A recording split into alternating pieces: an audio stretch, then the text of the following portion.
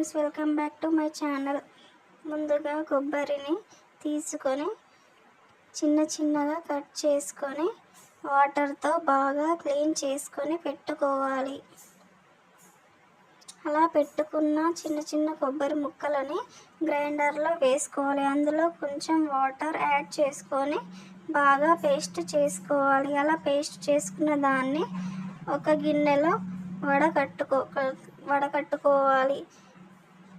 ఒక cotton cloth వేసి అందులో పేస్ట్ వేసి బాగా మిల్క్ని అందులో నుంచి వడగట్టాలి. అలా వడగట్టిన మిల్క్ తీసుకొని ఇలా వచ్చిన కొబ్బరి పొడిని పక్కన పెట్టుకొని ఆ మిల్క్ని సర్వింగ్ గ్లాస్లో వేసుకొని సర్వ్ చేసుకొని తాగాలి. ఎంతో ఆరోగ్యకరమైన కొబ్బరి పాలు రెడీ.